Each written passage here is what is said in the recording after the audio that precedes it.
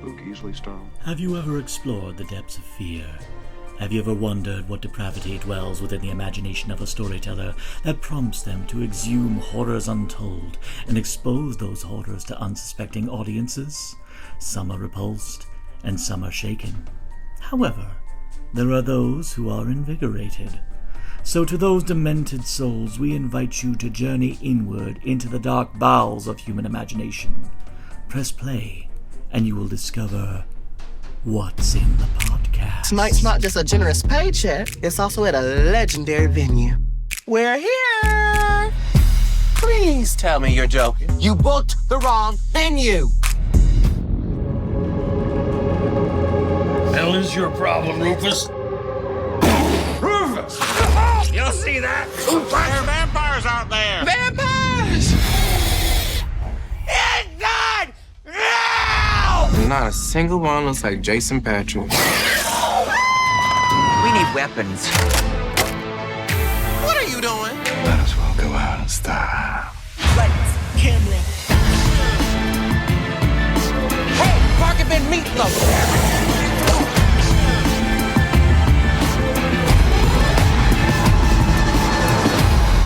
And welcome back to another edition of What's in the Podcast. And today we are going to talk about a movie about a marginalized group trapped in a dance hall, a club, where they're beset on all sides by vampires, and there's hot music and there's charismatic leads. Today we're talking about SLAY. What do y'all think I was talking about? Oh, no. We're not talking about Sinners. Today we're talking... No, that's a later episode. No, we are talking about SLAY that came out in last year. In fact, if you watched my year-end wrap-up, I actually did name it as one of the best miscellaneous streaming releases of last year. That came out on Tubi in 2024. And, well, recently I found out Kira Gardner is making another movie called SLAY, so I thought that was a bit of a tragedy, even though I did comment going, you do know there's another movie called SLAY that was kind of awesome. Are you sure you want to come out with another movie called SLAY that soon? But then again, that's like Spiral. Same thing. There was right when the Saw movie came out, all of a sudden there was an amazing queer horror film called Spiral that came out. So never mind, rant over. So at least this film can use the word slay for multiple reasons. Precisely. That's what it works. Yeah. On multiple levels of slaying, not just one type. Yeah. So for all of our regular listeners, of course, the person you now see is, and if you've watched some of our prior episodes, hey, you've been visual a couple times on this, and my significantly better half, Lynn. But today we are bringing someone back who we have not had back since their wonderful, and oh my God, I still maintain one of the most insightful breakdowns about witches ever. Ruby Tombsday, welcome back. Thank you. Hey. Good to see you guys again. Yeah, well, I mean, we were definitely, since we were doing Pride Month this month, we definitely had to bring you back to represent. So I think the first more appropriate thing to talk about, honestly, I'd say for starters, go ahead and tell, since we never really got into it before, go ahead and tell people your journey, leading up to this point. I grew up in a largely horror-free household. I think we talked my horror origin story before. But my household, outside of things horror related, was very, very accepting, very, very forward thinking for 70s and 80s type of household. Of course, except when it came to horror, that was just kind of not okay across the board. But yet I didn't get to really come out as a horror fan or as a trans person until my 40s. I'm turning 52 this summer. So it's been kind of a whirlwind of just coming out and accepting all different kinds of things. I think it just really I hit a point one night in just one of those late night conversations lying next to my wife at 3 a.m. just talking about kind of life, the universe, and everything. And I was talking a lot about things I was finding in different online communities and things like this, talking gender politics and talking kind of that whole burgeoning movement that was really just kind of starting to crest around 2015, 2016. Mm-hmm. She knew I had a definite feminine side, and we had explored that a little bit, but I never really told her, like, this is a heavy identity thing for me. I never made it the issue that I probably should have. And I made a comment, I was talking about some things, and she made I very well intended, just kind of like poking, not at all offensive, but just kind of like offhand comment joke, like ribbing between friends kind of thing. Because she is my best friend on earth. Yeah. And I kind of like, it hit just wrong. Even though I knew exactly how she meant it, it just hit a chord and hit a nerve. And the air, as she put it, just kind of crystallized. And we went dead silent for a second there. And she goes, if there's something you need to tell me, it's okay. It's always, I'm sorry. I was like, okay, no, stop before you get upset, before you think that you've done anything wrong. You absolutely 100% haven't. But can I just take this moment to say, and my response was, I don't want to do that to you, which was in reference to me coming out as who I actually was, and because that was the big hang up all these years. By this point, I'd already broken ties with most of my actual related family. That wasn't going to be an issue. I was at a job that really, honestly, I needed to leave anyway. So if even it was an issue with the job, I don't care. Good riddance, But the one thing is like, I was like, I don't want to do anything that I think might hurt her. Yeah. So I told her, I wouldn't do that to you. She goes, it's got nothing to do with me. I said, I married you. I need you to be you. And I broke down crying. She broke down crying. And we'd been married. This would have been 2015 when that conversation happened. We'd already been married for 10 years at that point, 10 years plus at that point, and been together for considerably longer. And we always had that kind of relationship where you can tell each other absolutely everything, and there's just nothing that's off the table. And that was really the only thing ever in our relationship, ever, that I was kind of holding on to. And it's like, I don't know if I can drop that because not because I thought you would take it poorly at all, ever, but just because I thought that might be more than would be fair to her. Well-intended, misgiven thinking, but misguided thinking regardless, And that was it. It was like that night, it's like, done. Don't, this is no longer an issue anymore, ever. It was shortly after that I started talking to my manager at Uplines, etc. At work. I was a manager. I had just accepted a leadership position. And so like, oh, by the way, guys, now that you promoted me, and to their credit, they actually sat down with me and wrote the first trans inclusion policy in the history of the corporation. Wow. Yeah, so it was kind of cool. That it sucked that the company had like a 20-year history and didn't have one yet, but it was really cool to be a part of sitting down and making that happen, making policy actually change on the spot. Yeah, there were a lot of growing pains with it. Yeah, I take a lot of pride in it. I do. There are a lot of growing pains with it. Overall, just about everybody took it really, really well. It was a pretty smooth thing all the way around. We were a subcontractor for a larger corporation. I can't name any names, but it was one of the largest insurance providers for military and federal workers. Okay, and we were subcontracted under them. So you're dealing with a company that deals directly with the Department of Defense, Department of Justice, these kinds of things. So, but interestingly enough, they'd already had their policy in line for like 10, 15 years. So us coming up with ours for, it was like, we don't care. This has been okay already. Anyway, what are you guys, what's taking so long? And where this all ties back in is the fact that at that point, it's okay. I said, I've wanted to be a horror host. I've known the gender thing since I was like 5, 6 years old. I've also known that since around 10, I've wanted to be a horror host. I'd already kind of been dabbling with the Ruby Tombsday persona, with the Mutant Fam accounts, with the Mutant Fam community, the Last Drive-In, that sort of thing, and kind of built up who Ruby was through all of that. And then Sean Coleman popped in my box and said, hey, do you want a show? I'm like, sure, like this, yeah. Yeah. And that just kind of turned into going into it. And oddly enough, one of the things that kept me for the longest time from taking the jump into becoming the horror host was the voice. because I'm not medically transitioned, and this is a little, you know, inside baseball, I guess. I'm not medically transitioned. I'm socially transitioned. So there's no medications, there's no procedures or anything. Not for me, and not yet. We'll see what the future holds. That's just not there right now, you know. Yeah. And at the same time, the biggest fear was, am I trans enough to do this? Because there have been drag horror hosts. There have not been many truly trans horror hosts, and that's changing a bit, Yeah. thankfully. But so when you're in a position where you know you're kind of at the forefront of something, introducing that to a new space, it's kind of on you to some degree to represent that community well when you do it.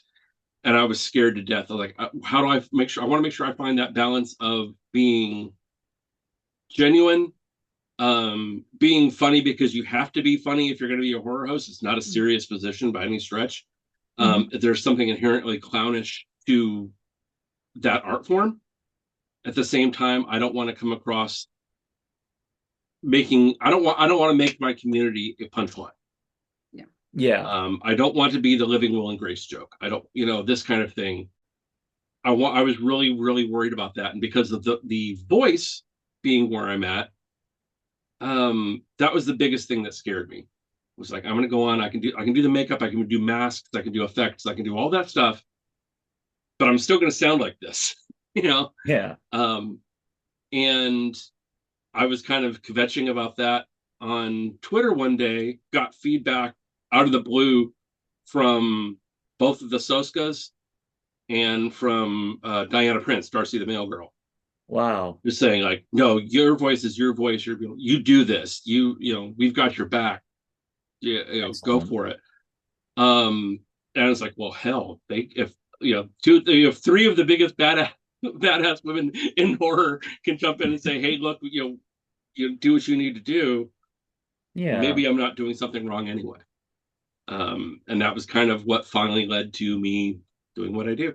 Definitely one of the themes of the movie that we're going to tackle today is, of course, the whole idea of being true to yourself and also to your truest form. So it's kind of wonderful that we lead to that point. Actually, Lynn, I don't think you've ever gotten a chance to tell us your story. So go for it.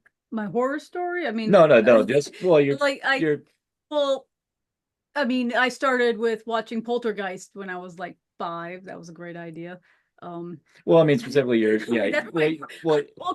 You know. Okay, you knew. So I like horror and everything. But all my life, I always felt like I was a triangle peg when all the peg holes were circles or squares. Like I just never fit. And I did a lot of costuming where I ended up in a lot of Japanese anime video games where the men kind of look like women, like drawn like that. So I was very comfortable costuming, and I always dressed like male characters or very femme male characters. As time progressed, I started just casually saying, "Oh, I'm half man and half woman," or I'm male and female. Like I just say that, like to describe me. And I actually had a gay cis man friend who literally almost punched me in the face when I said that, because I made a comment about how I sometimes feel like I'm a man in a woman's body. And he got offended because he's like, you don't know what pain I go through as a gay man. And I'm sort of going, I do know you go through stuff, but you're also a very pretty man and very privileged to watch yourself. You know, he was kind of making it about himself. And I'm like, you don't know what I'm dealing with either. Like, it's not a competition here. So right. And it's a false equivalency. Yeah. It's like apples to oranges, and I'm not negating your pain, but he also made everything about himself. So as time progressed, I had some friends that were doing pinup, like 50s, 60s pinup. And I felt like, shouldn't I be doing that? Like, that's what women do. They look like that. So I started like forcing myself into doing pinup.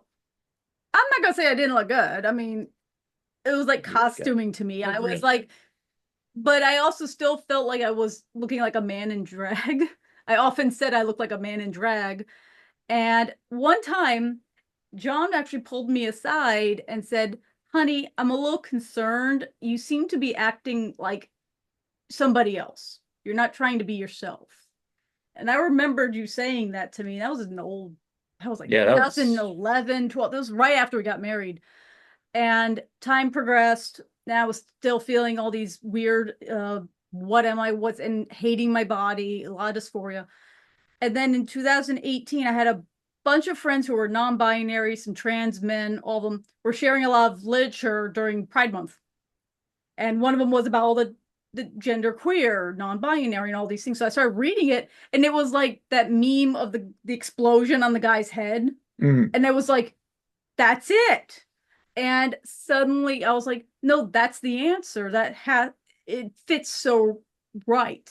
I started hating my body less, oddly enough, because I have very like huge muscles. I have very broad shoulders. I have a bit of a masculine look, but I also have a feminine look. So I'm like very both things, but it kind of helped me embrace that, to really just see myself as this amalgamation of both man, woman, and whatnot.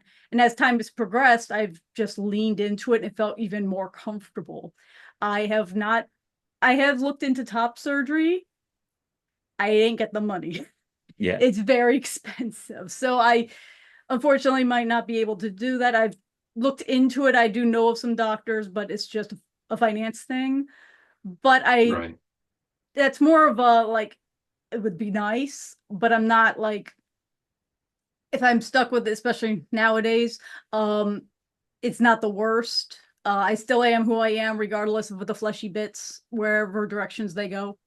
But blessings to those who medically transition. Not everyone can. Absolutely. Some of us can't afford it, or, also have medical conditions that don't allow for it. Mm. But we're still trans. We're still who we are, and that shouldn't be. So when you were saying about your voice and all, I 100% understand, because you're still the person you are, regardless of how you sound or look. I mean, yeah, we'd love to have the bodies we want if we can afford it, but Yeah. yeah, or access at all for some of us. But I've been happier with myself, and even my therapist, which is for other reasons, loves that about me and says, like, that is the one thing you are solid, and it's beautiful to see. So that's my history on that. Yeah. And I like horror, so Yeah. So for the both of you, would you say that of all the communities, the horror community is like the one that you feel the most comfortable to be able to be yourself in? Just because the horror community, I mean, even the horror fandom on the whole, it has always been the redhead stepchild of fandoms. I mean, people always look at us going, "Are you all okay?" I've had people go like, "Are you all okay in there?" And it's like, yeah, actually funny. And so many people's response were, "I'm great," to be honest. I will say, for an older, because I mean, I came out essentially in my late 30s. Yeah, I mean, I would say is I feel less of the, because I'm also in that Has Been Hotel fandom as well, which I will say they're just very, everybody just freak up, about as accepting as it can get. I mean, all it gets a little creepier when they're really young and you're like, why are you here? But say horror, because the horror is the misfits, the people who are always, and also the basis of horror, the origins of horror really do kind of come from the queer community anyway. Mhm. So Yeah. I mean, similar enough. Yeah, Ruby, what about you? Definitely. Absolutely. And to call myself in the carpet a little bit here, because of how things have gone and because of mental health struggles that I continue to experience, things like this, I have not gone out as me out of the house, I would say probably more than 4 times in the last year and a half. Mm-hmm. And it's just, although Philadelphia as a whole is a very, very accepting, very progressive city in most ways, it's still a very violent city. And part of it too is just, we were working on completing my wife's U.S. citizenship, last Oh, year. really? So like the last, yeah. So she actually took her oath in November of this past fall. Oh, wow. So she is now, yeah. Timing ends up being terrible, but um, it was a matter of it was the most direct way to be able to stay in the same country with her. That's a whole other story I could do an hour on, but so there was just a whole lot of need and necessity to kind of fly under the radar. The exception being that we both made the trip out to Monster Mania in Oaks, Pennsylvania for the mini mutant meetup last November, which is like the weekend after the election. And of course, all kinds of people were, it's like it's first opportunity to meet a whole lot of people that we've been friends with through the FFB and through the Mutant Fam for years. So Jeff Whitmire, Gil, a whole bunch of folks. And in particular, Sinful Sarah and her daughter, Hamera, who have both been guests on my show. We go back, and Hamera knew I was coming and had a picture. Matter of fact, I've got it right here. Me a picture of her cat Suki, who is the mascot for the FFB. I knew they were going to be there. They made the trip down for Vermont. We're going to meet Ruby. I'm going to meet Ruby. I was like, I got to be there, and I need to show up as Ruby because I'm not going to show up and break this little girl's heart, not being me, Mm-hmm. So the week after the election happened, I'm trying to avoid the name, but the week after the election happened, I'm out there in the leather top hat, the full horror makeup, that beautiful works. Hat. Nerdwife made this for me, by the way. Oh, beautiful. I'm out there in full Ruby getup in public, making a 2-hour bus ride to Oaks, Pennsylvania to go to this convention so the little 8-year-old girl can meet the person that she wants to meet. And I have not felt safer in a group presenting the way I want to present probably ever. It was just, it was nothing but nonstop positive feedback. People would go by. I'm not a character people are going to recognize for the most part at a horror convention. I'm just not, Mm-hmm. But there were still people coming over to get pictures of me. Oh, can I look at your hat? Can I look, all these kinds of things. And there was never anything other than a couple people asking me, like, where'd you get that top? Or discussing makeup colors, things like this. Mm-hmm. It was just the single most welcoming outside of a Pride event. I think it's the most welcoming I have ever felt anywhere. And that just kind of tends, I mean, we've all of us in the community have bumped our noses on the negative people in the community. But that, to my experience, the sheer percentage of the negative people versus the positive is far more in the positive in the horror community compared to other fandoms and things like this. I would 100% agree with that. I mean, when I went to Spooky Empire last year, not the October one, but the May one, I was hanging out by the pool just chatting with people, and people openly, like, it was just love and kindness and respect. And granted, I ran into one person who seemed to be nice and then turned out into a complete sociopath. But I also could think back going, no one was hanging out with her too. She had fun. But you always find those, but that doesn't make me think the horror community is bad. I honestly think that she was part of the community and was like, but I've been in other communities, I will not say the name of what said communities are, that are, if I wear my rainbow shirt, I have a specific rainbow shirt that I wear, there will be people who will give me looks like cruel. And of course, me being me, I'm just like, fuck off, bitch. Come in, bitch. Like, I am a person that I don't think many people have the guts to go up face to face, because I might be short, but I'm like like a gremlin. Oh, you'll kill us. I'm like, you'll kill. I'm like, what's his name? Was it Mohawk or Stripe in the second one? Mohawk. Okay, they both had mohawks. Okay, but I'm like Mohawk. You know, I'm like the really nasty. You'll turn into a fucking spider. Yeah, You'll a spider. Yeah. So you don't. Yeah. A little intimidating. I mean, one little addendum to the story about that one poison pill at the con was that as soon as they started shit, everyone on the Spooky Empire board actually got your back. Yeah, because I was actually concerned that this person made death threats to me.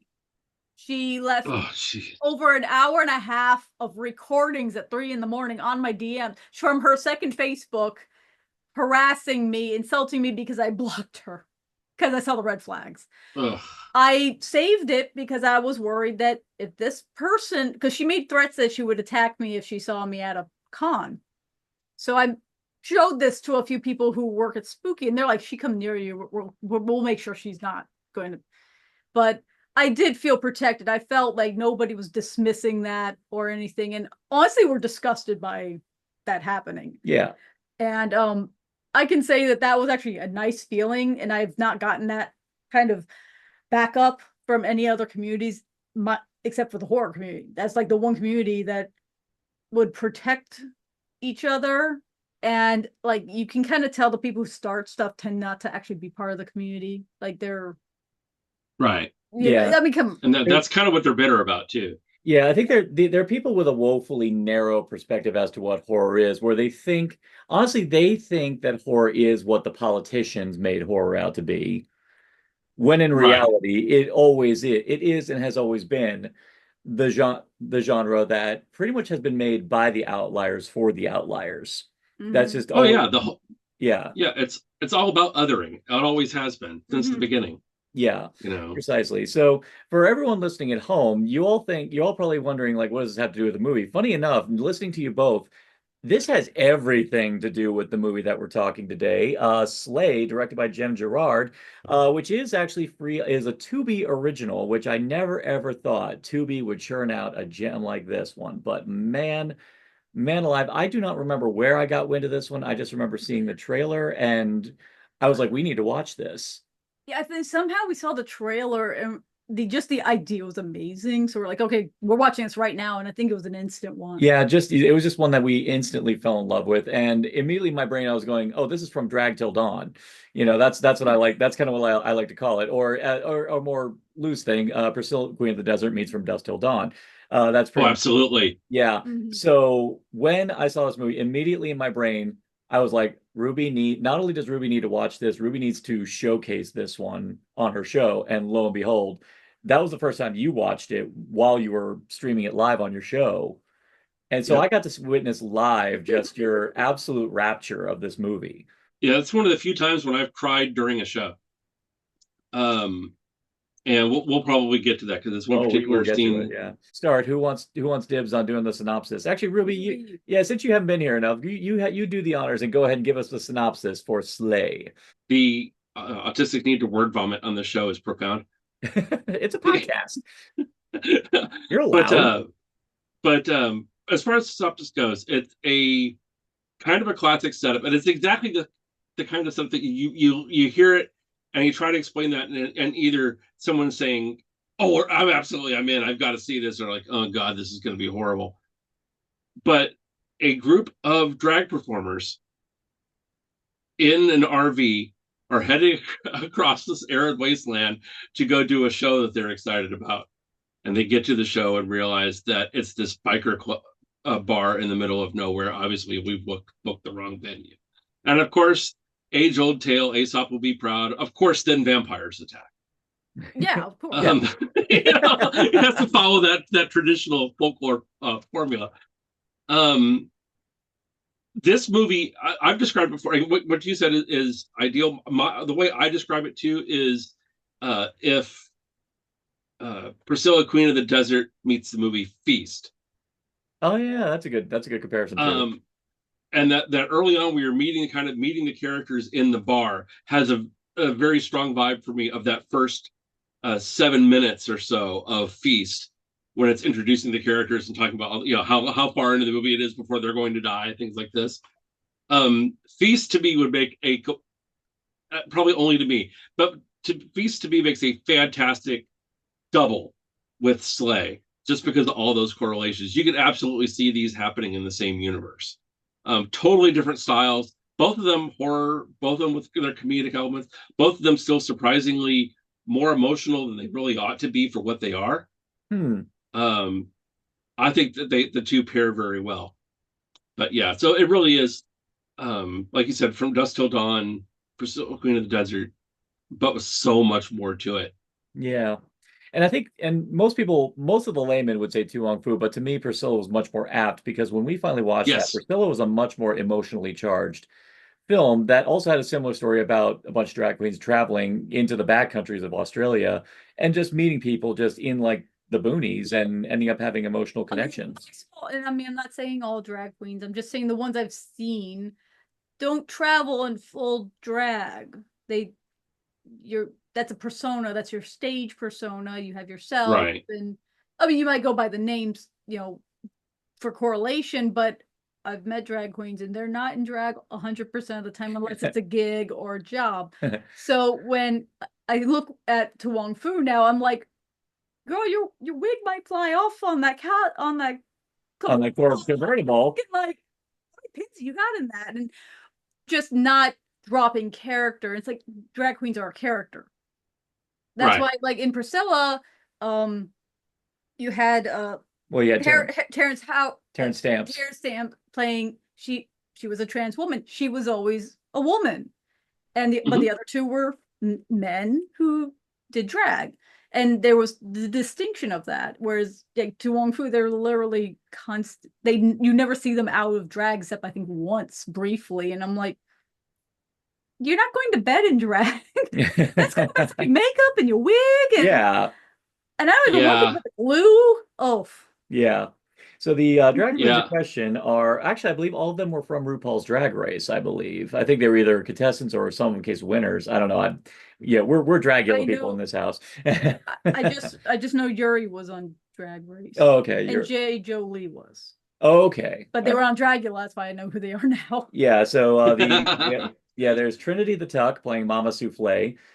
We have Caramel as Olive Wood, Heidi N Closet as Robin Banks, and Crystal Method as Bella. These are our quartet of fabulousness that have come to this bar. And yeah, at first it is they're like, oh, you booked the wrong one, and then they arrive, and the guy who's running the bar, Dusty, said, oh yeah, you must have booked it with this person. Yeah, they're not here right now. But I think the most wonderful thing about this, they fearlessly still go into this bar, and they're like, well, we need the money, we got to do the gig, and they go ahead and just champion on through the gig. The gig was good too, and it was a good gig. Some fans in the audience. That probably. Yeah, fans in the form of Jax, played by Danya Cash, and Steven. I forgot to put the actor's name in, but yeah, Steven and Jax, who pretty much cozy up to them almost immediately. And they're fans. Yeah, they are fans to beat the band. So and they're adorable, especially Jax. Jax, I have a love-hate relationship with Jax. Sometimes I'm like, that's awesome, but sometimes I'm like, dial it from 12 to 11, please. Like just. But even the characters in the film do that, like calm down. So I kind of feel a little bit like validated. Like, oh, okay, you. Yeah, so long as the movie is self-aware enough to tell the character to do that. It was just that energy levels. Maybe I'm old, but I'm just like, calm down, calm down. I know there's vampires, but Jesus. Yeah. Well, let's go think about that situation, for example. If we were besieged by vampires, especially with all of us knowing vampires like we do, I mean, how would we react in that particular scenario? Oh, I would be like, Mama, get that pool cue, break it over the knee. You got 2 stakes automatically. Me, I don't know. That was awesome. May I be poking my head out going, are you just strictly bite to turn, or are you transfuse, or do I have to drink you and drink? And what's the rules? What are we doing here? Because shared mentality. Yeah. Or am I a ghoul and I just have no life whatsoever? What's the rules? Because I might want what you're selling here. I mean, Sinners made it look like fun, but you're all a hive mind, so you're still being controlled by someone. So I'm not sure if I'm for that, despite the fact I'd love to do an Irish jig. But even then, if you're just one bite and done, then I'm like, I mean, Bring it's it. interesting that they all have that discussion in the film. Like, it has that meta element where all of them clearly know some vampire films, and why they kept bringing up Twilight was just killing me. That was great. Well, I mean, it was Twilight with a little bit of Buffy, because when these vampires, you stake these vampires and they turn to glitter. I mean, it was dust, but it had that sparkle in there. It did. Ruby, what about you? How would you react with vampires? I hate to say it this way, but I would think decidedly well. Just because I have been the one that the family has called on to solve these spiritual things they couldn't acknowledge since I was a kid. I've been well, you discussed before on the show, practicing witch. So I've been involved in so much of the paranormal world through various means that I have a level of confidence that you might not expect. So I think pretty well. Although I think decidedly aggressively, and I would have a really hard time swallowing but there's good vampires thing. I think I might get hung up on that part. I might have an issue with that concept. With all the mean ones constantly trying to kill you, and then suddenly, oh yeah, there's a good one. I mean, granted, the example they immediately have for a good one is legitimately someone who's communicating very well. So. Yeah, everyone, we're going to be going full spoilers on here. So yeah, it is on Tubi now, so jump on that. But I actually respect her because she explains it so simply and easily that you're like, this is not a trick. This is, you can put all the points together to understand, oh, it's just about control. And like what they says, if you're an asshole in real life, you're going to be an asshole vampire. If you're a good person, you're going to be a good vampire. It's like, well, I never thought of that. Yeah. Well, yeah, it makes sense. It makes sense. Yeah, and there's actually a great wild card character in this one who's in a way kind of a wallflower when you initially meet him, is Earl. And you think this character is going to be in the background, but then with I think it was Robin. Yeah, it was Robin who actually started like bonding with him just over the soundboard and the lighting board. And then actually the fact that Earl just seemed really kind of cool, and actually kind of like intrigued to see like what's going to happen right there. But then when he becomes a vampire, you see him actually experimenting, like trying to figure himself out. And he's like, yeah, I don't seem to want to bite my friends, but I have no problem biting into a rat if I need to, kind of thing. So I liked how there's like moments in the movie where they actually show Earl experimenting with his nature. Which makes me raise a brow when they said that one couple was attacked and the woman's attacking Travis. Yeah, attacking Travis. What the hell's wrong with her? Like, she seemed like this just wife, and she gets a backstory that she was it Travis liked her, but she was taken so off the. Yeah. But then she was pretty nasty, and I'm like, what the fuck did we not know about her? Like, damn girl. But I think that a lot of vampire lore, modern vampire lore, I'm not looking at traditional folklore stuff. But I think modern vampire lore deals so much on the overwhelming drive of the hunger, the thirst, kind of overriding everything else. Like, okay, nothing else matters anymore except for stating this. So they feel like, okay, all the rules die with them. I mean, that doesn't apply anymore. You know, everything, no rules, everything's on the table, everything's on board. Let's just do whatever we can, especially in terms of just feeding the hunger. And I think that modern storytelling in vampire media kind of suffers for that, because you don't generally get except for the overly soap opera kind of like angel stuff. Well, that was a vampire that had a demon in them, so the demon technically controlled everything. Yeah, Buffy once kind of made it less like, if you got bitten, that's not you, it's a demon. Yeah, it's like Angel was punished because they punished Angel, but like it's the demon that did it. I don't know.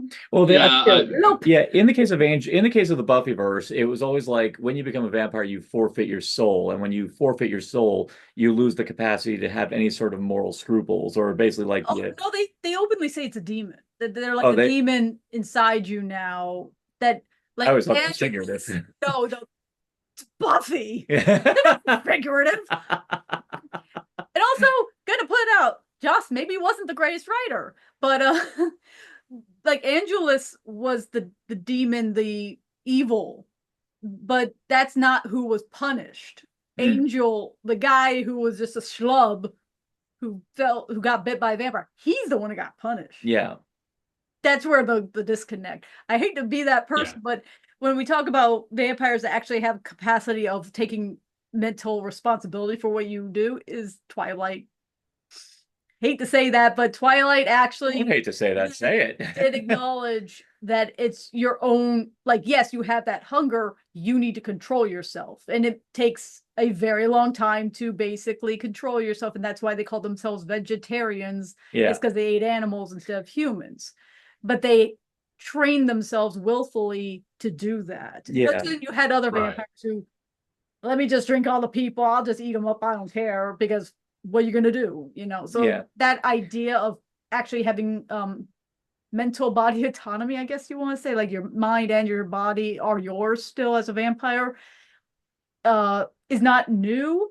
But I like how this one, because they're such animalistic, they act such just no inhibitions. They're just attacking like animals. You think that's how it naturally is, and not realizing, no, those are just complete assholes who are just giving into hunger without inhibition. And thank you. That's actually one thing I want to lean into, because one thing actually last time we were watching again, I made kind of an observation. It's fast. One thing about when someone becomes a vampire, there's also this sense of power that you feel imbued with. And it really does kind of cater to your nature as to who you are as a person when you are given that kind of power. Where, all the friggin' hillbillies and the rednecks and the hateful bastards who get it, turn into friggin' ravening monsters who just want to kill everything in sight. But then someone like Bella gets it, and they're still themselves. They feel powerful. They feel great. But because Bella, as they establish really, really well throughout the course of the movie, Bella's just a good time gal who just loves She's to... good-natured, sweet, actually cares about others. I mean, how she takes time, takes time to change her outfit because she does care about how she looks. Yeah. But also taking Jax to get a little makeover and all that during the attack from the vampires. Yeah. It's like she thinks about others and considers others. So that translates through when given power. And actually, we should also bring up Sheila. Oh God, Sheila. Yeah, Sheila. Sheila, I inordinately adore Sheila. We all that need voice, Sheila in our my life. God. But yeah, I adore Sheila's character. And she's very on her sleeve. She's one of those people that I dearly love, because I don't have to wonder what they're thinking about me. I'm going to know, good, bad, or ugly, and that's how I prefer things. I like things nice and simple. Like, if you're going to hate me, do it to my face just so I know we're good. And it's just whatever's going across her frontal lobe is going to fall right out of her mouth, and I love her for it. Yes, it does. And always in the best way. She always... I think, what was it? Oh, when Travis gets all bitchy and she's like, hey, your mama sews all them patches on your jacket. Like, she just said that. Like, bust at you, man. I think one of my favorite things is just when they start doing their performance. I just like that Sheila looks at it just with more awe, because she's acting like she's just never seen anything like this before. And she's just kind of excited because it's something new that she's never seen before. And I even love how she addresses about, man, you all wear those things better than I ever could. So it's not about hate. It's just more about the fact that, oh man, I wish I could be like that. I mean, you can imagine Sheila's never gotten truly glammed up or gotten to, strut it. Yeah. I mean, the most she's ever probably done, well, as we established later on, the most she ever did to glam herself up was fake titties. I had a feeling that was going to happen when she got staged. I was like, oh shit. Sheila, you're gonna have fake titties. We're about to see a chicken cutlet. Yep, there it is. It's the way she says it. And then she goes, where she walks out and they're sucking on the hand. Yeah. Oh my God. Look at you. Waste not, want not. I'm with her. We're like, oh my God. She's like, and I'm like, okay, Sheila, you just go do you. Oh my God, yeah, this is all. You're right. It's just great to have those characters who just say everything you want, and that's just a bone. Even if they're saying something that you're like, oh, hey, come on, knock it out. At least you can say that to Sheila, and Sheila won't feel like defensive. Just be like, oh, I'm sorry, because Sheila will apologize if she goes out. No, she's not a defensive or aggressive person. She'll just be like, ah, darn. Yeah. Or like there was no chicken wings or something she was hanging there. Oh, here's the... She really wanted that. That's exactly where I was going to go too. The only thing, she's not real hung up on anything. She just wants the simple things. Just damn it, she wanted her chicken wings that night. It was wing night.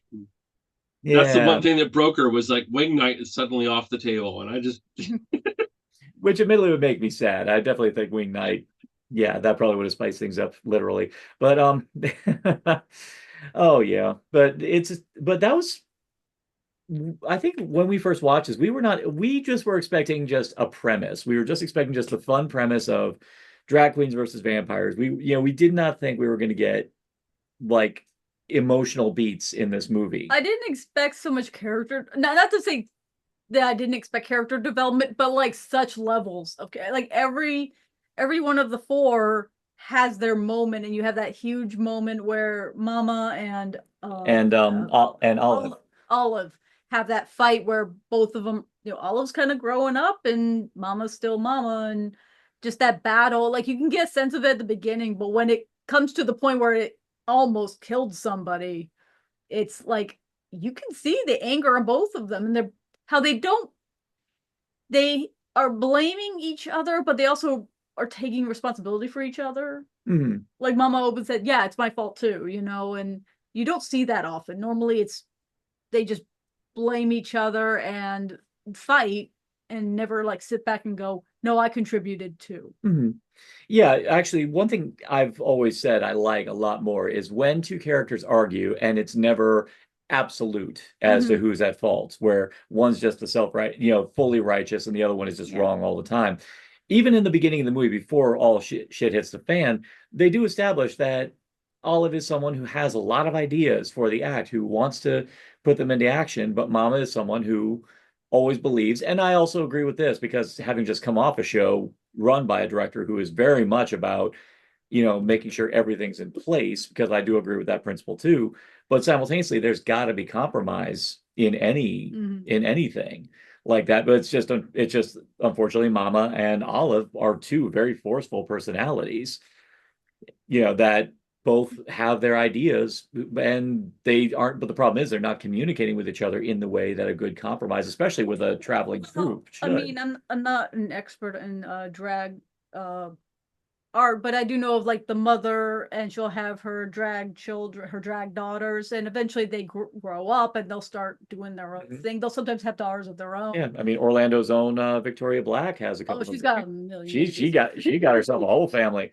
But it's basically that Olive is basically growing up as a drag artist, and might not, Mama's still Mama, but like Olive's kind of elevated to maybe being her own mom. Yeah. Eventually. And I mean, by the end of it, that is kind of where it goes. Like, okay, you're now going to be choreographer. Yeah, you get to choreograph so the it's numbers. Kind of like you've leveled up.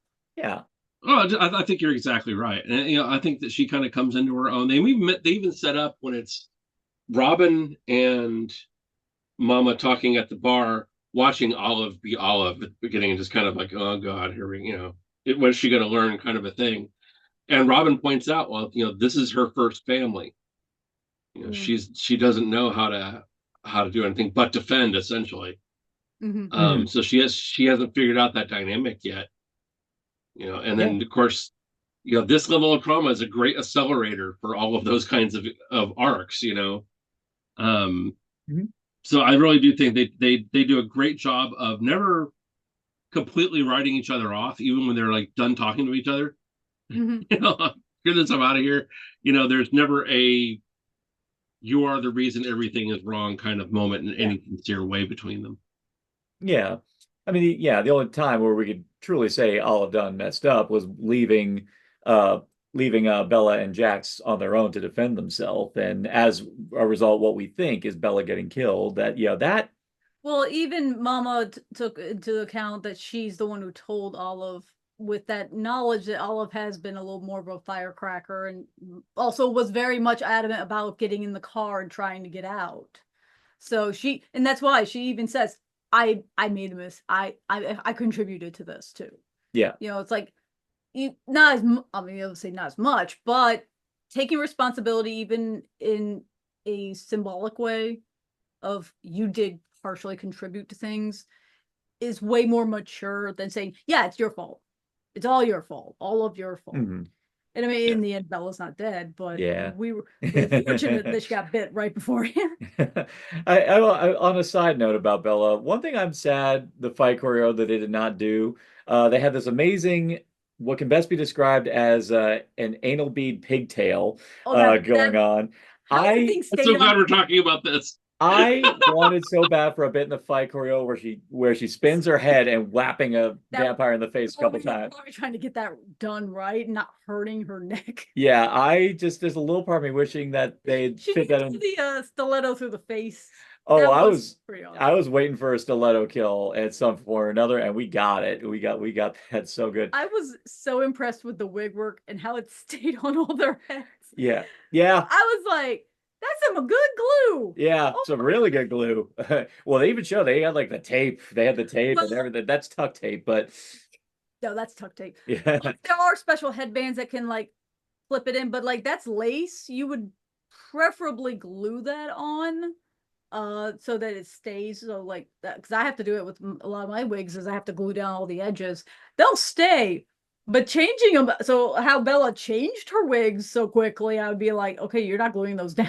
Yeah, clearly not. How also how you doing someone needs to like learn from her how fast she can change her makeup and looks, because she must be doing this in like 5 minutes. I don't know. It was interesting to me. I mean, If she do it like Wonder Woman, she just spins in a circle and is poof done. yeah, I'd have to watch it again, but there was a little part of me like, well, because I do know that some drag artists actually kind of keep their makeup patterns similar, kind of like how Dali does, and actually like recently with Gray Matter kind of kept their makeup pattern similar. Yeah, but they Where so their aesthetics, but their makeup is not exact. It still requires change. She's changing a lot, like especially for the final look, for the Dracula, Bram Stoker's Dracula kind of look. She changed a lot. I'm like, all right. That's a full face off and full face back on.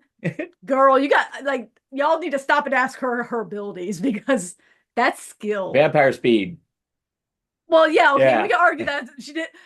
You know, that would be so funny. She like learns being a vampire, she could do even better makeup because she's like more skilled and Yeah. seeing all the details. That'd be like the most dangerous drag queen ever. Oh yeah. So vampires. Actually, well, one other thing I had to praise about now, when again walking in, we had expectations because we thought this was going to be a movie that just kind of poked fun at the stereotype of drag queens in a horror scenario.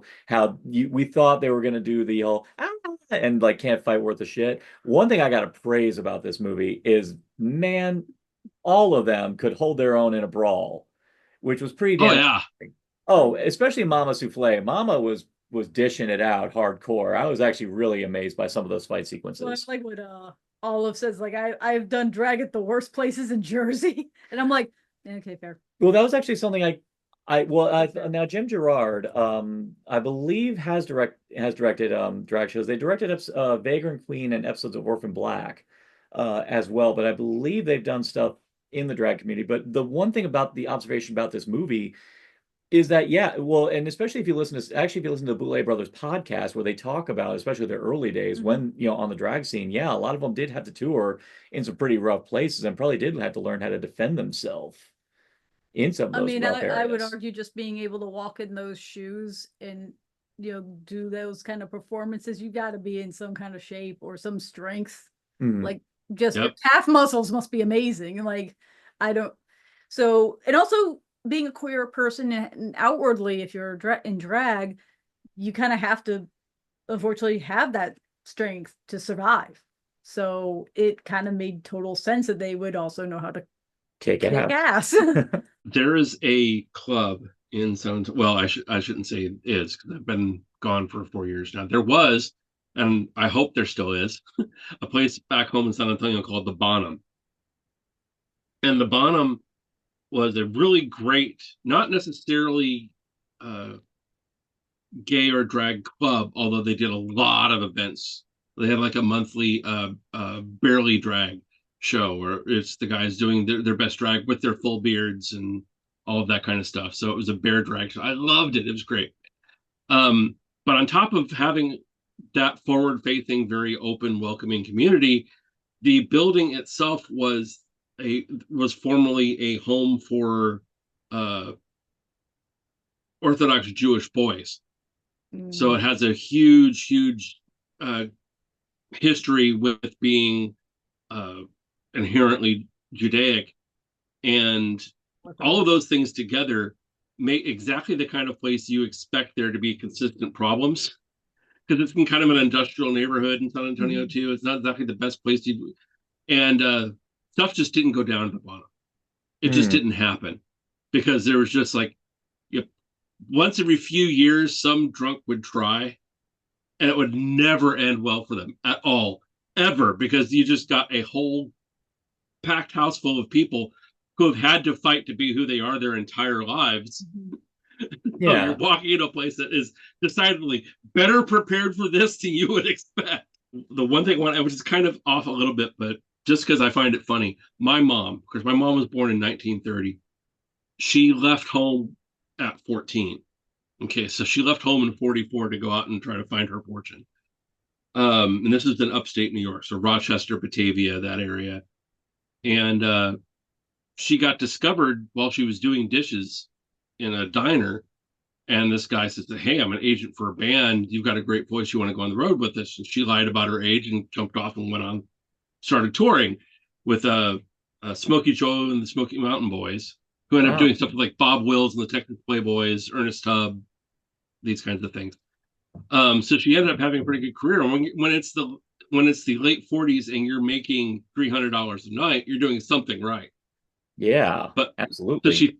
So mom was 4'11" and a half. Okay, flat-footed. She's not quite 5 foot tall, but she would wear these 3-inch heels on shows every night. And it's like, how do you walk around with those heels and you feel confident doing it? She's, let me show you something, Bob. And she takes the shoes off and she walks over to this old beat up sign that was leaning up against the wall of the club they were at that night, and she just took the shoe by the toe and wham right into this wooden sign and buried the heel up to about 2 inches. I'm like, how the hell? She goes, well, now you've ruined a good shoe. She goes, no. Pulls it back out, puts the shoe back on. She was taking that money, and she had custom shoes made for her that had steel shafts going up the stiletto heel, the same diameter, intentionally the same diameter as a 22 caliber bullet, because she wanted something so that if the cops were ever following up on what happened to the person who received that shoe, they'd be looking for a bullet to match a gun, not a shoe. Damn! Damn, that was amazing. That's gangsta. That's hardcore. This I love the woman that raised me. That's amazing. She's a stone cold G. Yeah, like that's gangsta. Yeah, she was amazing. Well, and sometimes, and one thing they always say about just good writing, but also just in really good performances, and just the way they establish our main characters, especially Mama, you definitely get the vibe.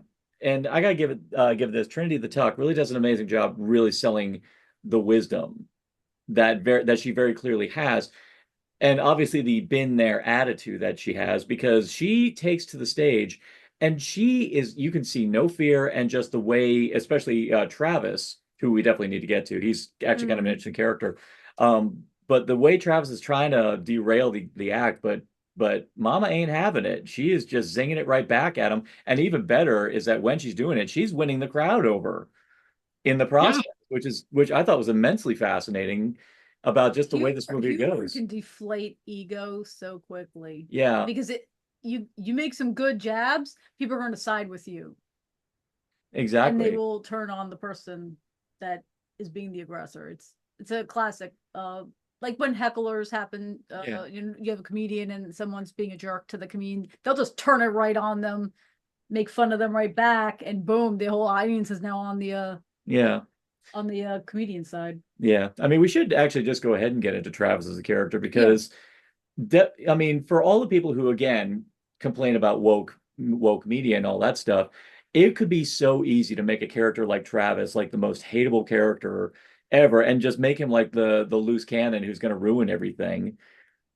Yeah, and there are times where you think he's going to, but I love the way they write him, where he's not, where there are times where he actually listens to reasons, but not only that, actually takes the situation and realizes I'm actually surrounded by people who are interested in keeping me alive, even if they're people I typically don't consort with. But I like how they don't 100% change him as a character where he, you know, yeah, but at the same time, at the end of it, he goes, you know what, you're all right.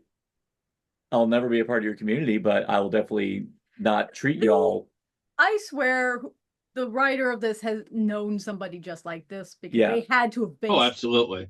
because like him being like cool with everyone, but he's like, I still ain't got no pronouns, and they're like, everybody has pronouns. Not like, me. like, yeah, they're still stuck in their stupidity, but they're not as hateful. Like it's like baby steps. You got to work with this. Or he's like, you're all right. I ain't gay or nothing. That has nothing to do with it. anything.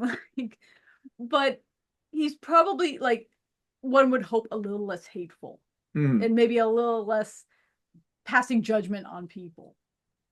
And that just goes to make the evolution more believable. Mm-hmm. Because nobody has the 180-degree absolute total sea change that we see so often in movies and television, where they, oh, I'm all better now. Like, no, you're not. Like my father had to overcome a whole lot of growing up in a military family, being born in the mid-50s. Okay. Yeah. And so there are a lot of things about him that he had to overcome. And to his credit, by God, he did. But I was still witnessing a lot of that change, even in my adult life, where you'd see there'd be that comment, it's like, really, Dad? It's like, I'm right here. Of course, he didn't know. I hadn't come up with it, but just there's the comments like, we've had too many friends and family now that represent the group that you just disparaged. Yeah. You can't. And what I realized is that I didn't have to say anything after or approach it or anything like this. It's just like he'd say something like, and he would just look so disappointed in himself. Mm-hmm. So you could see that he was starting to like become aware and internalize all of that kind of stuff. And I don't think he carries any of it now. And that's a fantastic thing to be able to say. But that all goes like that took decades to achieve. But we will see in a movie where, like in this movie, it goes like what, 12 hours, something like this, less than 24. Yeah. That's not the what you would normally see is I'm all better now and I know I'm all about these things, and where that doesn't happen that way. It can't happen. It's human nature. We're creatures of habit. We have to break that. We have to put in the work. And this shows him like starting to realize like, okay, yeah, I'm living under a lot of bullshit. I'm going to work on I've got stuff to think about, kind of thing. And I can absolutely not only respect that, but I can applaud the writers for letting him take those steps. Like, yes, give him that redemption because he earned it. He has put in some work over the course of all this. Yeah. But give him farther to walk, and I think that's a beautiful way to do it. Yeah, there's just a great beats in the movie where so many times where he has these expectations, like he probably does not think that any of these queens are going to be able to, stand up in a fight. But then many times they save his ass. Like, I mean, there's a great bit where Mama actually saves Travis, and Travis actually lifts up Mama from the ground. And there's an amazing scene between Dusty, Travis, and Mama where they're just at the bar, just bonding. Yeah, just the three of them. The main thing with like a lot of people with like Travis is that they've never been around. It's their fear of people they've never seen or met, or they've only seen like what's on TV or shown on whatever crap or whatever horrible media that they're being fed. That shows the lies or the propaganda, and don't realize these are just normal people just living their lives. They have nothing, but that's why so much of hate exists, is because people aren't taking the time to meet the people that they hate, like that, to see they are people.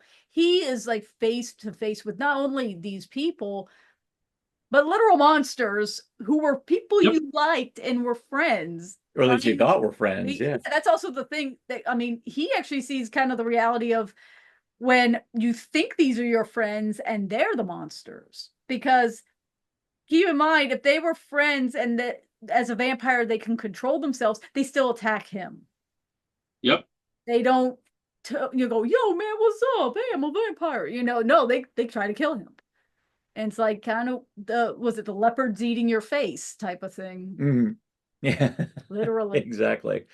Now I saw you applaud there at the mention of Dusty. Dusty, So we have to talk about the best character transition in the world. Now, I suppose now the fascinating thing about Dusty as a character, actually, there is a little bit of my own personal joy that I do kind of equate with Dusty, because the fascinating thing about Dusty is that even at the end of the movie, there's never once in doubt to me that Dusty is still actually seen it still appears a straight male. Like yeah, there's no indication about no his indication. sexuality. Yeah, it's just He liked drag. just like drag. Because for I myself, when I started out as an actor in high school, among the first thing I did was the Rocky Horror Picture Show. I actually joined a shadow cast, and the first drag I ever did was Frankenfurter.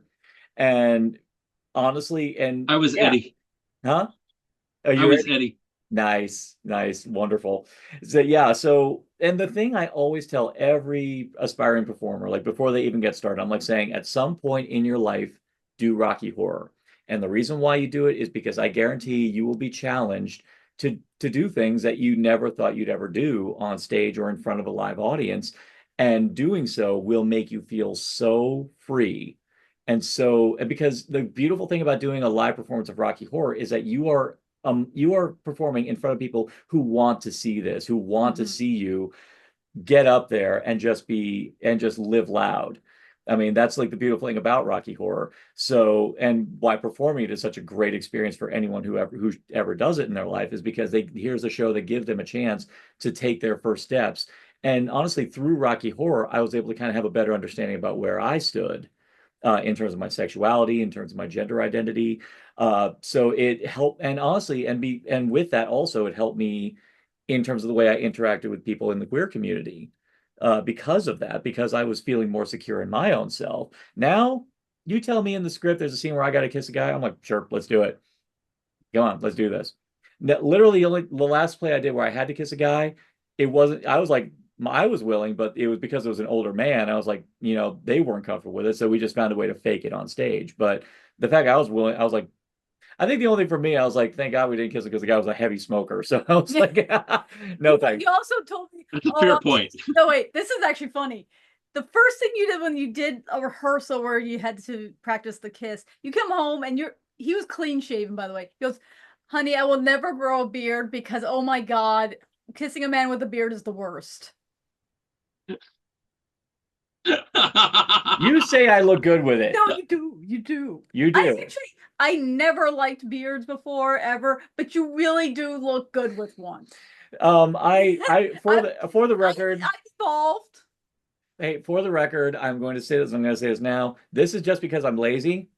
I hate shaving. It takes forever, but also for cosplay purposes, because I will say it's great to have a beard right before you are about to do cosplay that requires facial hair of some sort, because we are prepping for Spook Vampire, and I do need a mustache for two, if I can get one of the cosplays together, but the other cosplay I'm doing does require a mustache, so. But. Yeah. But speaking of beards, Dusty with his lovely beard, and yeah. I'd like to know how they did that dye job so fast. Yeah. I also want to know how they did that. I mean, are there any sprays that can look that good? No, I don't know. That it looks good? really good, and red's hard to do too. Yeah. I was impressed. It is really hard to do.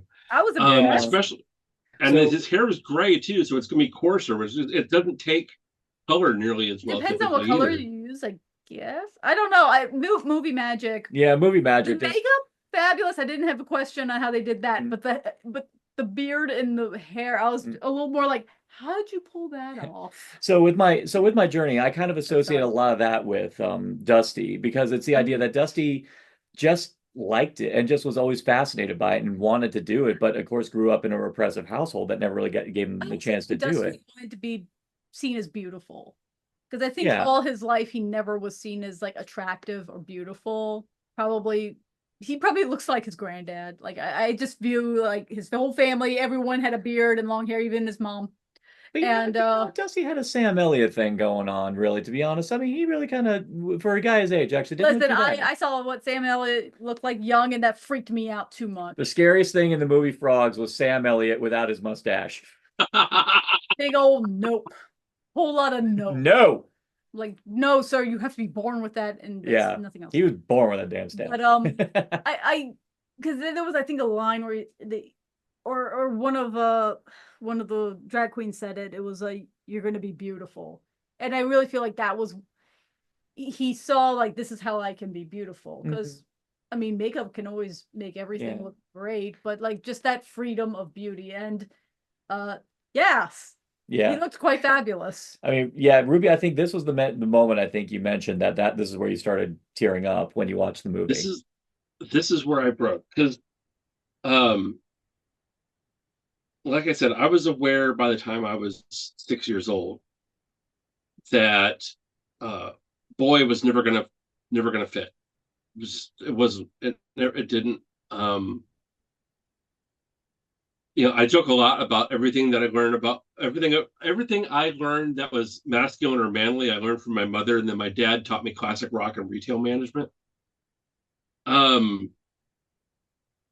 And it was just kind of mom taught me this is how you hone a knife. This is how you, this is how you do all these kinds of things. This is how you fight.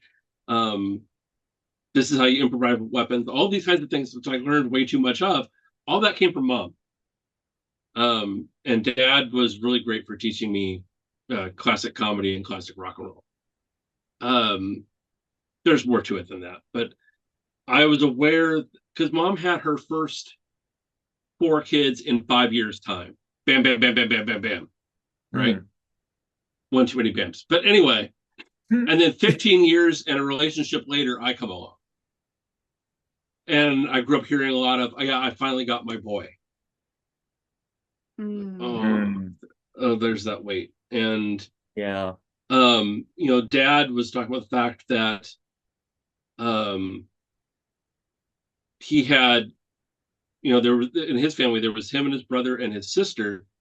His brother didn't have kids. It was my responsibility to carry on the last name, because there just wasn't anyone else in their bloodline anywhere else that was going to be able to do that. So you grow up with these things that were never intended to really be burdens, or they were never intentional burdens, I'll put it that way. Or intentional roles to really shove me into, because honestly, that for the most part, there wasn't that in my house. But how could I take away mom finally got her boy?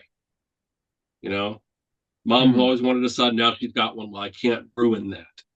And then I was like, I'm going to grow up. I've got to make sure I carry on this name. I did not want that last name. I really did not want that last name. The last name was didn't want the last name. Yeah. And that it doesn't help that my name sounds like a snack food. But anyway, so I grew up carrying all of that, and that was the real reason that I never did come out at all. I think had it not been for those two things, I know definitely my mom, I could have approached and say, hey, look, here's what's going on with me, and she would have been supportive from the get-go. I'm pretty positive of that. But I still didn't want to wreck that dynamic. I kind of did come out in a kind of a big way with her in my late 30s, I think, somewhere. I forget exactly where, but well into adulthood and off on my own, this kind of thing. And it kind of came up, and she was always like, well, I've been waiting for you to tell me. And so, oh, could you have broached this with me 30 freaking years ago? I call that the Lance Bass syndrome, because like when Lance Bass came out, he's like, I'm gay. We're all like, yo, we knew, like, we know. I had that when I came out. Literally had a friend go, yeah, we've all been waiting, actually. I'm like, you couldn't have tossed me a line there just to. Have you read the book or seen the movie Stardust?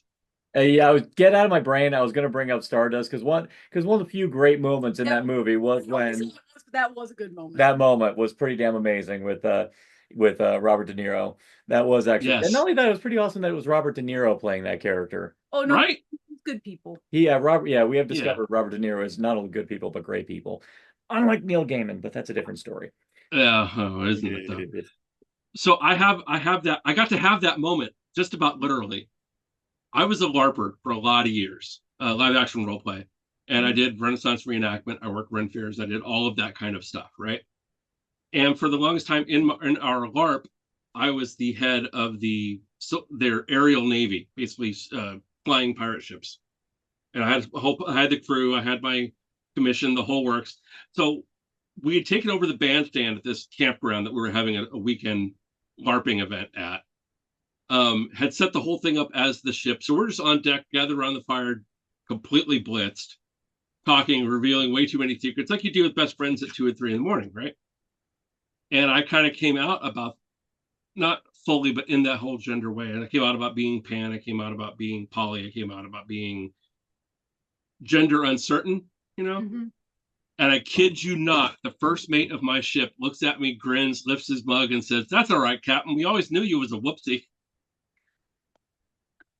And I died laughing. And that was the extent of the conversation, really. It's like everyone cracked up, kept drinking, and we just kept talking about other things. Nobody gave a flying, well, I guess it was a flying ship, but nobody gave a flying fuck other than that. But I actually got to have that moment. So not only had this incredible moment with my friends, but set up one of my best friends for the perfect movie quote at the perfect moment. Mm-hmm. Oh, yeah. Yeah. So in talking about Dusty, I mean, that was kind of a big deal that, well, of course, it's revealed that it turned out he was the one who signed them for the gig because very clearly wanted to see this act because he would, I mean, there's of course that beautiful scene where he walks in on their dressing room just on his own and just wants to see the makeup and all that. And then just Mama comes in and just starts getting him looking fabulous. And well, I think it's Robin. Oh yeah, Robin. Yeah, Robin. Mama says, "Do we have? Yeah, do we have the time? Is this the time? Like, yes, Yeah. there's a siege for vampires coming." And Robin's like, "Yes, there's time." Yeah, and beyond that, it's like this may be the only time he ever gets a chance. Robin indicates that like this is might be going down in flames, so might as well. Well, I think even Bella comes in and I think Bella is the one. I think they all just come in and yeah, all of them work together. But I think it's Robin who says like this might be the last chance. Yeah, and, like let's make him fabulous. And then I think my favorite thing is that when Olive sees Dusty, they're like, no way you're looking that good on your first go round. Like first go, and I'm like, but that's an amazing compliment to get, especially on your first, basically on your big debut at in drag. Oh, yeah. Well, yeah. I mean, admittedly, when I did Vampire Lesbians of Sodom, there were some who were saying, "John, never be a drag queen." Yeah, but you could be a drag queen. Jamie, not so much. Oh yeah. Baby doll. Maybe not with that wig. Maybe not with the wig that we gave. I think it's the game. See, the thing is, I think it's the game, like how you walk and everything. I feel like you knew how to sell. Like you'd be an interesting drag queen, but you did actually sell it. Yeah, Ruby, you would have to shave the legs, though. Ruby, oh no, I absolutely would. No, Ruby, you would have loved it. I basically played like, have you ever seen Vampire Lesbians of Sodom? No.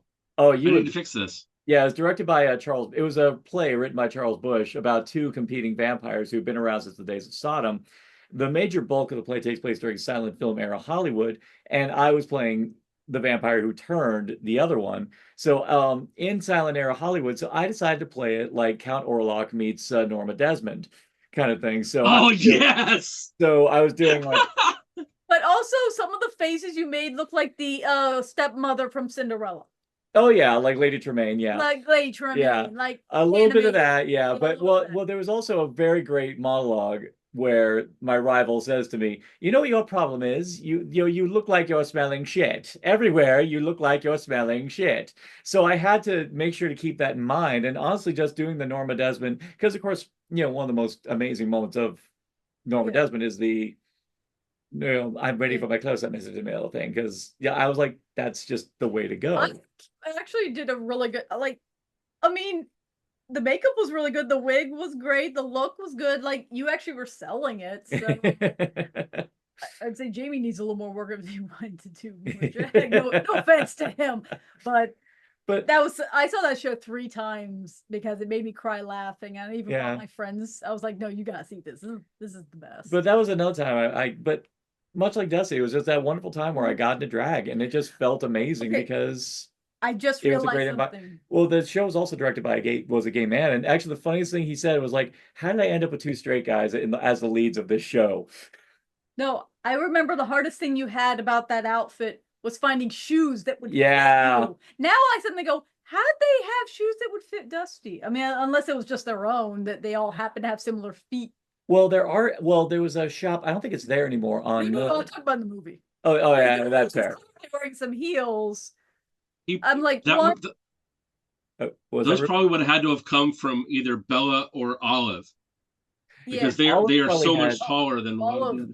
Olive. Yeah. Olive was mighty. She's an Amazon. Yeah, she was an Amazon, man. She had big shoes. She turned when the one dude turns around and she's like towering over him. Yeah. I was like, No, there's one thing I'll say. I will not fuck with Olive, man. Olive well, actually, Olive got to basically kill what was very clearly a very old vampire. yeah, like Yeah. the alpha, I guess. Yeah, I guess the alpha vampire. So it's like, yeah, I wouldn't fuck with Olive. But no, I think that's where I think it is. I think he probably borrow one of Olive's shoes. I'm So impressed that Dusty I can't even walk in them stilettos that well. Like But, I can roll an ankle so quick, but to take out all the vampires and like full on brawl, yeah. that's skills. Mhm. I just Yeah. think of like the costuming aspect and the wigs and like how is that all staying on you? Oh, You know, it's the How same you not thought rolling an too. ankle? I think all that was Dusty's hair actually, because Well, I Dusty. know with Dusty, yeah. yes, but the other women were wearing Yeah. wigs. Yeah, the thing that struck me too with Dusty's reveal is coming through the bar doors like that. Was of course the colors, like how they get that orange to set, especially so fast. Yeah. You know, because there are the sprays but they never look that good. You know. Oh Yeah. no. Then you'd always get the residue all over the place too. My only Yeah, theory, yeah. my only other theory would be because this is actually a good method, especially for like me whenever I need to like gray my beard. You put makeup on a comb and then just put it through the hair. That could have been That might have also been another factor, but they still had to like style the volumize the shit out of the hair to get it to stand on anyway. Oh, yeah. Spray, Bella Yeah. was throwing that around a lot. But I think my favorite thing Yeah. about the unveiling was how everyone in the bar actually like reacted. I mean, like Jax was like over the moon about it. Just everyone, just even Sheila once again was like, "Oh God damn, another person looked better than that in May." You're just Sheila being You special. better than I do. Yeah, and But I think Travis I think was the only one that was like taken aback because I don't think he picked up on any of the signals that Dusty ever. Also, I think for a lot of toxic men, like toxic masculinity and all that, to see a strong man who's with a shotgun and all that, but displayed in a feminine or look like that is just like it's like short circuits their brain. They just cannot think that that's Dusty. He's a badass. He's gonna fuck up them vampires and he's gonna do it in heels and a pretty dress and some makeup. Like, so what? Whereas normal people understand that that's expression, that's clothing, and that doesn't mean anything essentially. But those very narrow-minded, toxic individuals, they can't break out of that tiny little hole they're in to understand that. Like they'll get all angry that a man wears a dress, but then if a woman wears pants, they seem to not notice it's the same thing. Like, calm down, because it's a man and they see femininity as a negative. Yeah. So Yeah, all feminine things are bad for a man. Yeah, I think going back to Travis, I think at the end of that night, this is what I'm just theorizing in the aftermath. I think he's probably going to go home, probably have a couple more beers, Probably, and just sit there and just think about everything that he just experienced that night, and probably just try to go to other bars, just try to, just do his thing. But I think he'll always go back to just the fact that night just completely challenged his preconceptions of people. Yeah. And just who they are and how they, in a dire situation, all came together and were able to fight back and actually like stave off death. And the people who survived were the people that he commonly, because of the things injected in his brain by toxic media, There's a part of me, he is definitely on the starting. He's not at the end of the road. He's definitely starting the road when he leaves Yeah. leaves the Yeah. bar that night. He's on the road to becoming a better person. Yeah, I definitely think that when Dusty finally renovates the bar, I think Travis will be one of the first people back. I think Travis probably would. Oh, absolutely. Yeah, come He'll back probably in. help with the reno too. Yeah, probably would. I think so. I think he'll be back, and hopefully Sheila's got a new titty. Yeah, oh, she'll probably have a new teddy, but well, see, the thing is, I bet Dusty, what I guarantee they're probably going to wind up doing is, because there was actually a really great bar or restaurant that I used to go to down south called the Magnum Lounge, and that place was all inclusive. Even though the main clientele was definitely queer, the beautiful thing about that place was that I myself could go there and meet, gay, straight, everybody there. And it was like all inclusive. It was beautiful. And I felt so comfortable in that kind of place. I actually think that that's the kind of place Dusty would probably make that place, just a place that everyone could just come to. A place where everyone feels welcomed. Yeah. Because if there's Yeah. one thing Jackson Steven laid down is like, we live in a podunk town where there's nothing as awesome as you four, fabulous women coming here, or fabulous queens coming here to do this show. We have been waiting for this for weeks to see, because we don't get stuff like this. So I'd like to think that actually after this, Jax and Steven and Dusty will all come together to try to like make the place somewhere that maybe actually it will attract people, and maybe even influence people to maybe come to a place and actually be their true self for a change, and actually feel safe to do so. I was gonna say, I got the vibes of like the outer parts of California, Yeah. like That where would track. the Bates Motel was, because you had those kind of deserty, but I think I saw some mountains in the background. Yeah. So I'm like, okay, I can't be Possibly even New Mexico or Arizona. I think just because the drag queens drove there and their caravan didn't look in the best of conditions, I suspected like more interior California. Yeah. That's good. That would make sense. There's 3 reasons that I love Dusty's character so much. Well, just really well written. I love the whole arc. I love him to death. But I love the fact that, one, of course, I connect because, someone who is basically getting to come out far later than they should have had to wait. So I can directly connect to, being in my 40s and going up, by the way, here's this thing, So that's what broke me when we were watching the show, doing the show.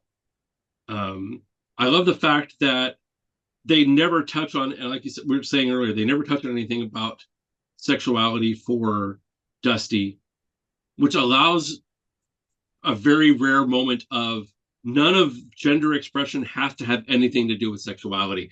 And we don't get to see that very often, because, even independent film wants to play the tropes just so they can kind of shorthand things for the audience.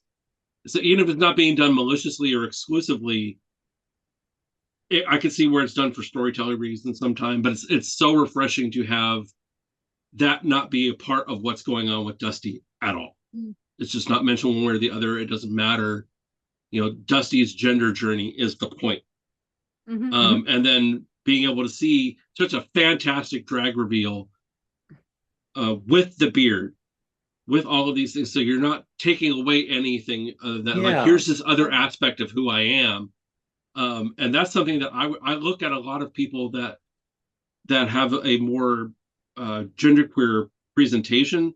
So they may have the very feminine makeup, the very feminine clothes, dresses, heels, the works, and their beard. Things. This is something that I wish I was comfortable enough to accomplish. I'm not. I have to present one way or the other. I can't feel comfortable doing both at the same time. And I really, really, really wish I could. I kind of feel that's an evolutionary lack in my progression. I love that we get that with him. Yeah. No, it's a positive thing to show femininity and gender expression not hindered by things that are classically masculine, such as a large beard. I remember a couple of years ago, I was at a convention, and the Powerpuff Girls? Yes. They were the Powerpuff guys, but they were wearing the girls' costumes, and these guys had full beards, but done like Dusty, like fabulous. Makeup was gorgeous, and they were fabulous. And we talked with them because we were talking about their makeup. And the one guy's like, my girlfriend did all this. She made me look so pretty. And he was so excited at how pretty he looked. This was he was Blossom, I remember, because he looked a lot like Dusty with the big red beard and the hair done up, the makeup. But he was like the buffest guy wearing the pink dress. And I mean, they were selling, they were having the best time ever. But you can see how free he felt, like looking so pretty. And they were having, I just remember that was like the coolest thing I'd ever seen at that. This was years and years ago, but it was very much like Dusty, except way buffer and a shorter skirt. Yeah. So for fun, what do you think Dusty's drag persona name would be? Oh fuck, I don't know. Cunty Rhodes? Yeah, actually probably. Okay, I had that in the bank. Yeah, you can say that. That was great because if it's not that though, it's got to be Virginia West. But what do Oh, I don't. I'm not that clever. No, and when I say I had in the bank, I thought that up like a couple seconds ago, like and I deliberately came up with that specifically so I could say it. Joked about a great drag name, but I now forgot it, and I feel really bad. It was a really funny like play on words, but it was like one of those times where it just clicks in my head. And I just typed it in the Instagram. I was like, oh, this would be a great drag name, and it flew away into the unknown. I have one that I've held on to for years, and I've never had the occasion to use it. Hopefully that'll change. But yes, the drag name that I have kept for myself in my pocket is Fibonacci Sequins. Oh wait, I know that. Wait, that's a reference, isn't it? I think I know it. Yes, it's a nerdy math reference. 0113. That's gonna kill me. What movie or show used that? Was Stranger Things the one that used that? Oh, did they? Because wasn't that the one that I think it was the one that Dustin had to sing "Never-Ending Story" for. I think. I didn't see. Oh, he had to do that for his girlfriend. Yeah, but I think that was the sequence, the Fibonacci sequence or something like that. It's a series of numbers where the digit is the sum of the next digit is the sum of the two before it, and it goes on. I have a Mobius scarf that my wife made for me. She actually made a Mobius strip crocheted a scarf for me out of it. Beautiful. And into the Mobius strip, in the stitching, she has hidden the Fibonacci sequence. So Fibonacci sequence was the obvious progression from there. Although oddly enough, if you follow the traditional rules of your name of your first pet and the first street you lived on, I'm Foxy Gwenda Lee, which I think works too. Nice. Wait, what was that? The name of your first pet and the first street you lived on. Patches Sterling. Mim Fulton. I think both of those are great character names. Patches Sterling. They sound like a character name from like a book. Yeah, Patches Sterling would be a great steampunk character, like something neo-Victorian, you know. Well, that was like my first cat. My first dog was Susie, so Susie Sterling. That just sounds like a sitcom mom. Cat my parents had when I was born, but the first cat I got was Blaze. Okay. And it was spelled like the mathematician, not Blaze. Blaze. Oh. And I was like, why? I mean, my first cat that I owned personally was Trouble. She was my first personal cat that was not like my parents bought and I took care of. All right, so what was the street you were living on when you first got Trouble? God, I don't remember. I don't remember that was in Tampa. I don't remember the street. I mean, that was a long time ago. I mean, that was like 20 years ago. Well, we got little China. We were living on Cimarron, so China Cimarron. Okay, that's kind of great. That kind of sounds good. That's kind of great. Yeah. China Cimarron. China Cimarron. It sounds like a China car. Like it sounds like it should be a car. Actually, sounds like a racially offensive 60s spy movie hench person name. It kind of does. No, Mr. Bond, I expect you to be fabulous. Yeah. Big Trouble, Little China. Yeah. Oh Yeah, yeah, I love those Because kids. Trouble's a fat, chunky kitty, so Yeah, so big trouble. big trouble. Yeah. So, all right. So I think we Yeah. actually we got a lot. See, I had a good feeling when we were talking about doing this movie and we were bringing you on board. I knew we were going to get some good meat on this, but I also felt for Pride Month, I felt it was important to do something that allowed us to really kind of get into the queer experience and really kind of use a movie as an excuse to really kind of get into that. So Slay to me was just a great choice for that, and I'm just really happy this movie came along. And I'd also just want to do my part to like let people know this movie exists and it's fun. It is a fun movie to enjoy, but I always tell people you're going to get more out of this movie than you would ever expect from a movie Oh, that's yeah. a Tubi original that is very clearly made on a budget, but there is so much more going on in this movie than I think anyone would ever expect going in. Absolutely. And I definitely know, Absolutely, I agree. yeah, that was true for all of us when we all sat down and watched this. So, for our customary wrap up, Ruby, since you are a guest, go ahead and give us your. Though I have a sneaking suspicion all of us are going to have a relatively the same answer here, but our top kill. Oh gosh. You see, A lot of them. so many of my favorite kills were off screen, Yeah, and that that's was what I why. mean. That's Yeah. kind of what. Yeah, now you're raising your grin. You Yeah. now know. I think all of us are in agreement on it. Basically, the great off-screen sequence when The decapitation. yeah, slow blow. motion decapitation. They actually address like it's in slow motion as well. I love that. Just leading into that. We don't have the budget to show all the things we want to say, but wouldn't it be cool if we could show this? Yeah. Like, man, I love wish that you could moment. see this. It looks so cool. Yeah, that bit always works for me. I mean, there's a couple times, actually, one that came to our heads was 22 Jump Street when they do a big old chase sequence, but the camera's like above them, and you see the car busting through buildings, and you hear crashing and chaos, and then they bust out going, "Wow, that was expensive, man, that was totally expensive." You're seeing from above, so all you see is a building. Yeah, you don't see any of that shit. But I think another one was South Park. It was the Best Friends Forever episode where Kenny had the PSP and had to go to heaven to yeah, kind of thing. And he's playing on the PSP, and I think the Angel Michael's like narrating everything going on. I was like, oh my God, it's like that battle in Lord of the Rings, except times 20. Oh my God, this is amazing. Yeah, I remember that. That bit always works for me every time, especially when a movie's on a budget and they tell you all the things they want you to see, but they can't let you see. So that's my win. Yeah. Oh yeah. I love that Olive hangs a lantern on that. Like, man, no one's gonna be able to adapt this. Yeah. Exactly. Exactly. So all right. So that is Slay, everybody. Again, this one's on Tubi. And as we all know, and why horror fans love Tubi is that it is free. And aside from Slay, they also have an incredible selection of horror movies, both popular and also just odd. So definitely jump on that. So speaking of which, go ahead, Ruby. Have you seen anything new, whether it be new or old, that you'd like to recommend to people? So I'm gonna go back with one that I think just didn't get enough love when it was debuting. Have you Knuckleball? Oh, really? Have you seen Knuckleball? No, I never even I heard of it. thoroughly love this one. It's another one with a setup that just doesn't sound like it's going to go anywhere and ends up being absolutely amazing.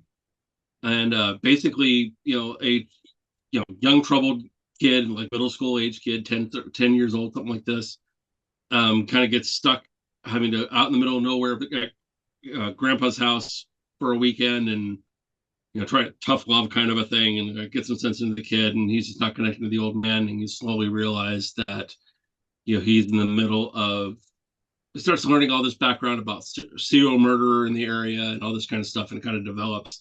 And we see it mostly through the eyes of a 10-year-old, but it doesn't go through any of the directions that you would expect that to go to. So I don't really want to say much more to spoil it, except that it's incredibly well acted. It's one of the best child actor performances I've seen ever. Okay, where's it streaming? I saw this originally on Shudder. I don't know if it's still there or not, but I know that it's been on Tubi as well. Okay. All right. Yeah, definitely check that out. Knuckleball. Okay. Yeah, you've been busy. Yeah, I've been very, very busy. Yeah, you've been very, very busy. I mean, as people know, I was in heavy rehearsal. I was in the craziness with One Act of the Dead. Finally, the show wrapped up. Had a hell of a good run. though much to my bitterness didn't win that many win any awards, which I was really pissed about. But oh well. But I will say I still was able to find time to watch some particularly interesting films. I did watch one that I really want Joe Bob to show one day. It's a film. I don't know what country it's from. It's a movie called Evil Ed.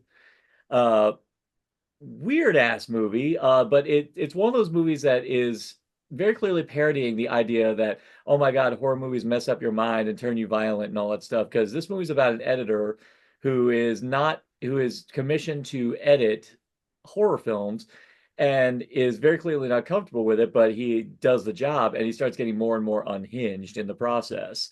And this movie has hardcore Peter Jackson energy. This turns into a crazy ass gore film. Nice. On that same level as the early days of Peter Jackson. So if that's the kind of stuff you're into, I say God bless and go for it. Apart from that, I was also some Mario Bava's just dropped on Shudder recently, and I finally watched what was considered by many, including Christopher Lee, that Chris Lee considered to be one of his favorites of the films he did internationally, The Whip and the Body by Mario Bava. That one was out freaking standing. That one was it was a period film, but it was also had a giallo element where you're trying to figure out who this killer is, but there's also a great psychological side to it where you don't know if certain characters are going insane or if there's something tangible going on here. It's just really it was a very invigorating watch all the way through.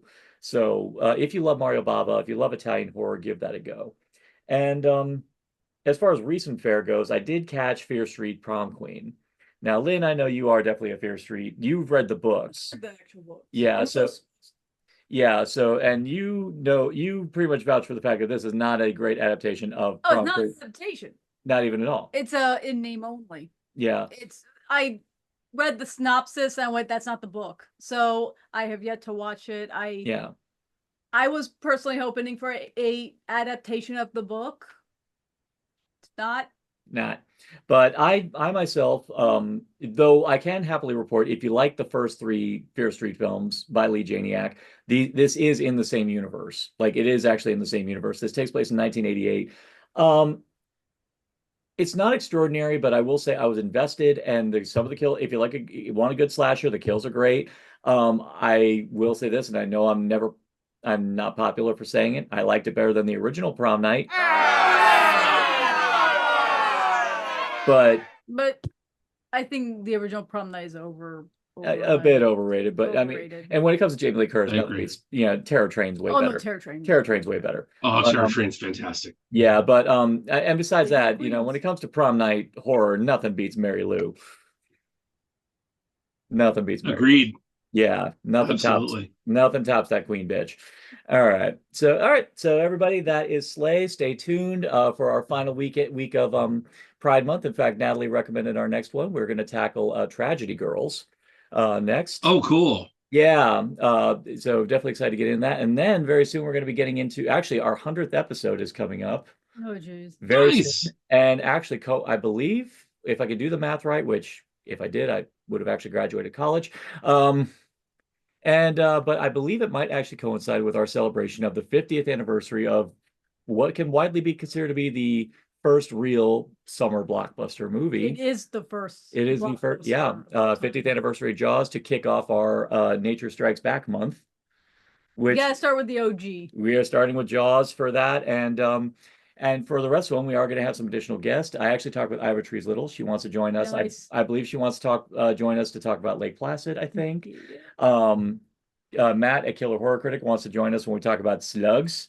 Slugs. Yeah, I gotta get talk about slugs. So special. That movie's so special. And I'll see if we can line up a guest to talk about Deep Blue Sea. Yes, we need an as well. Friend for that one. I mean, Rebecca McKendry, if you're out there, I would love to have you on the show so all of us can geek out about Deep Blue Sea. If you're out there, Rebecca McKendry, you're awesome. Come join us because you're amazing.